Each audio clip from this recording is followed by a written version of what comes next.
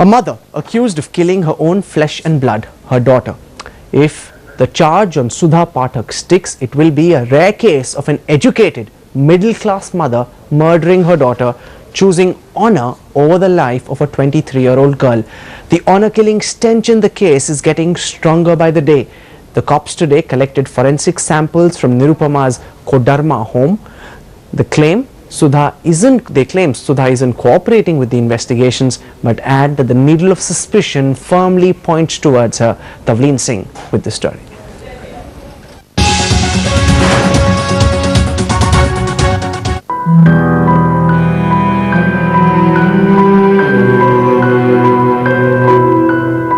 Is this a mother crying over the death of her child?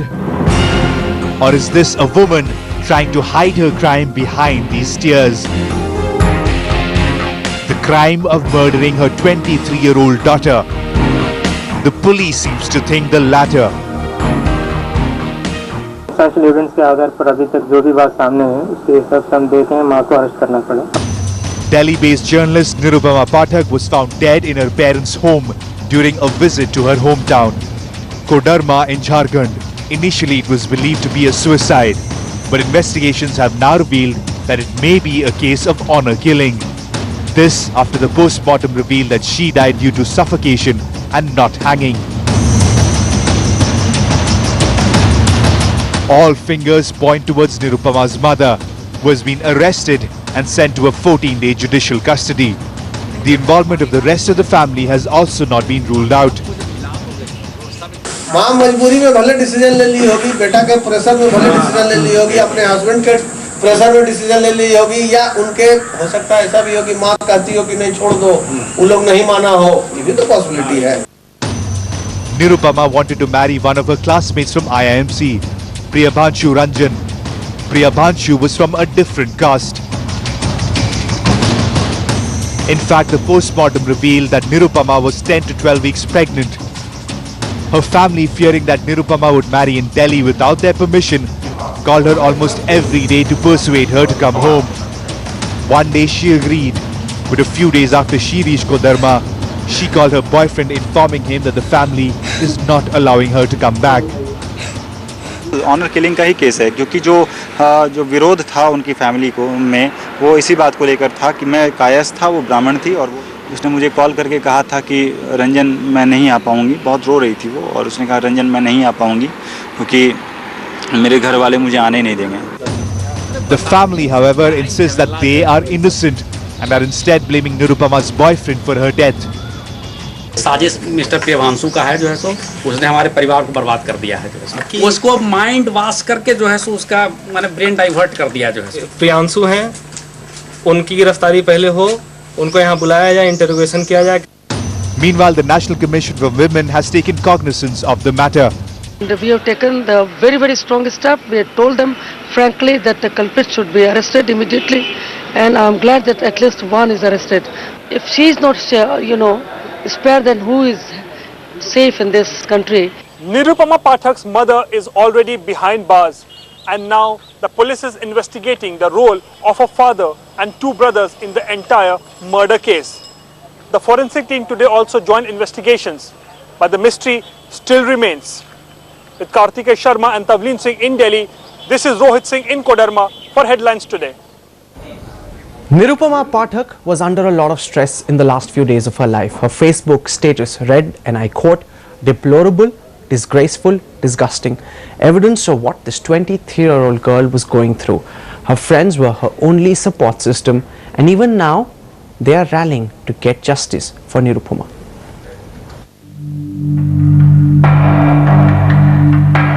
Deplorable, disgusting, disgraceful. This is how Nirupama Pathak defined her life just a few days before her shocking murder. A look at her Facebook profile reveals the trauma the 23-year-old journalist was going through. Her family had been tormenting her over her love affair with her IIMC batchmate Priyabhanshu. The reason? Priyabhanshu was from a lower caste. Shockingly, even for Nirupama's educated family, honor came above their daughter's life. and now her boyfriend is fearful for his life.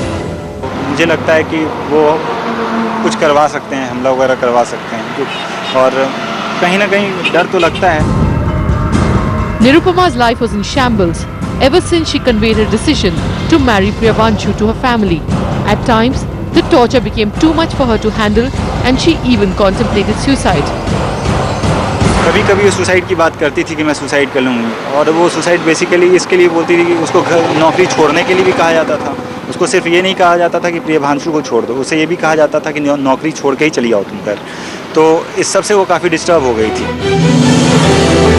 A bright student, a promising journalist, Nirupama wanted to do so much in life, but her family had other plans. Nirupama's friends often tried to console her, urging her to take control over her life and put an end to her troubles. And now her friends and colleagues are horrified by this shocking incident. She was a sweetheart, and it's really sad what has happened to her. And I just feel shocked, and also I'm outraged. The day postmortem report came out, it really establishes that she was murdered. Now our point is that she should get justice. This is the classroom where Nirupama picked her first lessons in journalism. Her teachers remember her as a quiet but confident girl. Angered and shocked over Nirupama's death, her friends are now asking for a fast-track court to punish the guilty as soon as possible.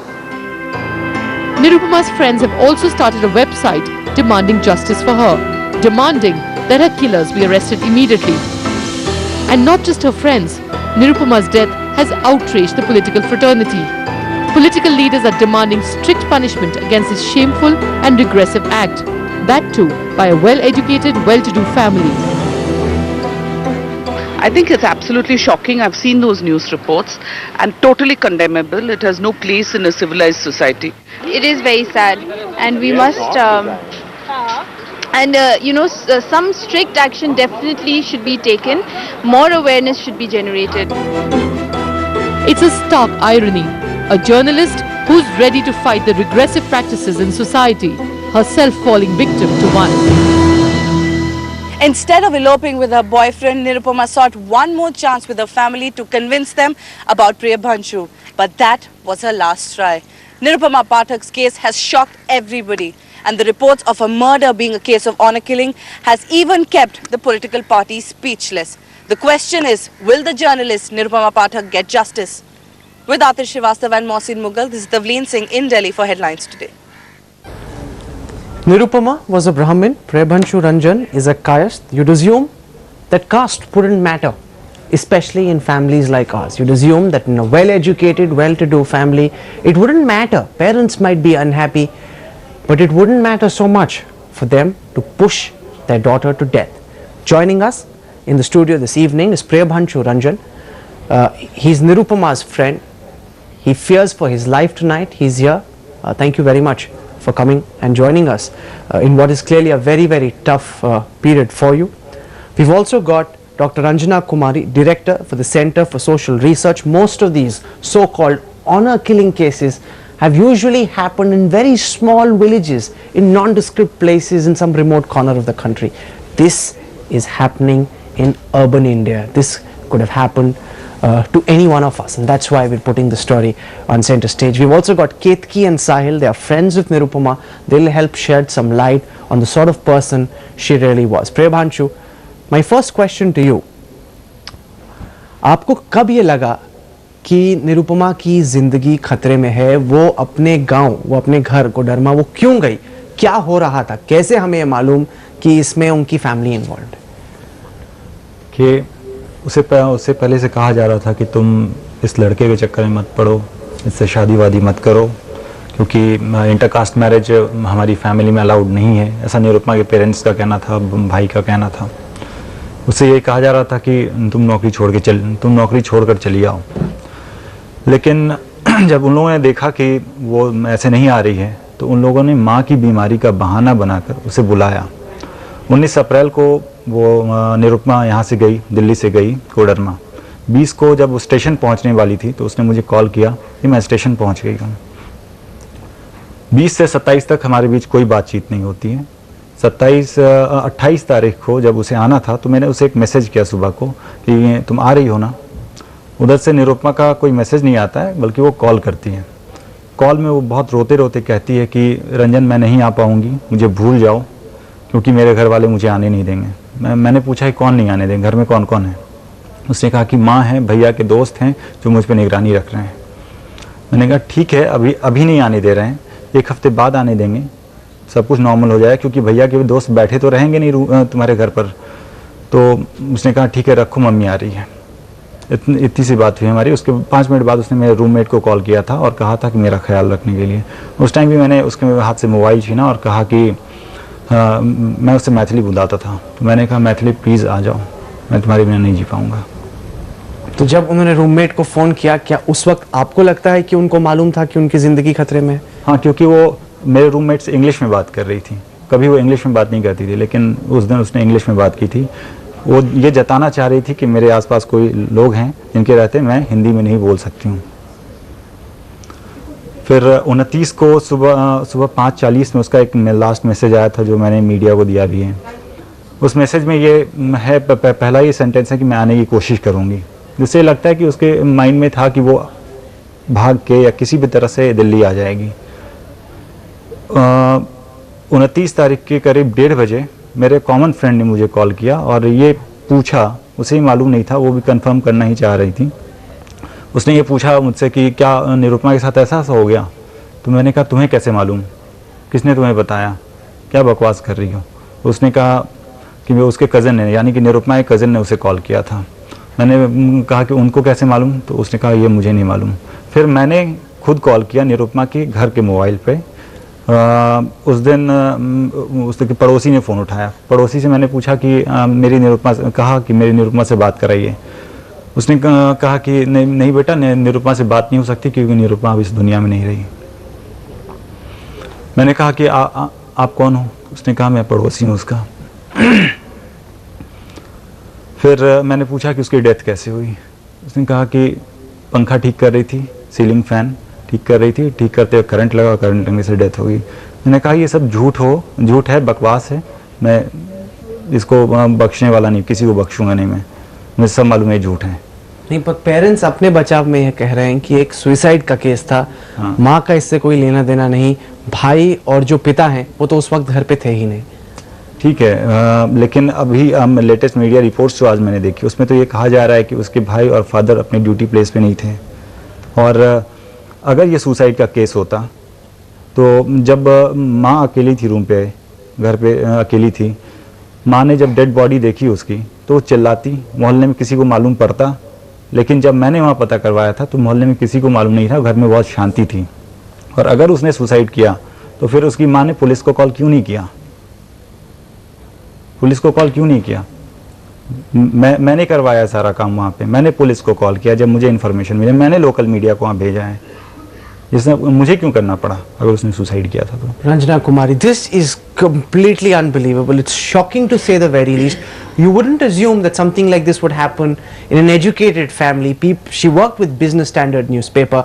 You wouldn't assume that something like this can even enter the realm of a parent's mind. Well, Rahul, you are absolutely right, and I think it is shocking, it is outrageous the way it has been done.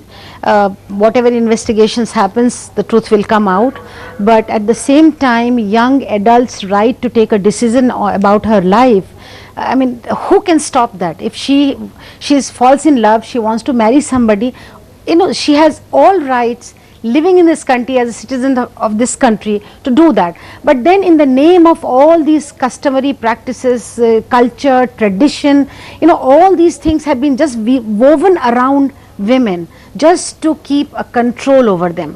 I think this is simply that. There is nothing, you know, there is an honor, there is no honor. I mean, I think I completely object to this whole idea of honor killing. The moment you call it honor, you somehow... This is the most dishonorable action possible. Yes, it is brutal criminal murder, and in this case, and many such cases which is happening around the country.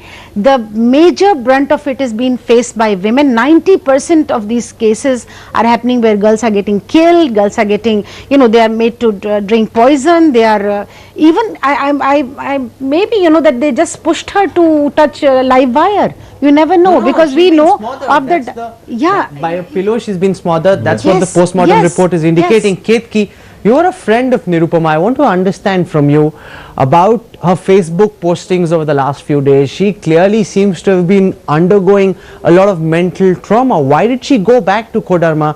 Why did she not, as a lot of people would have said, maybe just run away with Priyabhanshu and married him instead of going back and trying to confront it when her parents were clearly opposed to the marriage? Well, she's a very thoughtful and very sensible and rational girl. And I think she was, when we did make her a call, she was under pressure, she was under familiar pressure, she was under societal pressure, and run away is not a solution for her. She was determined that she could convince her parents that she is doing nothing wrong. And she symbolizes the empowered woman, and if she got that kind of a treatment, then you can imagine about the women of the remotest area. So I don't think that she was planning that she can run away with Prabhanshu, and she was convinced that she can make her point.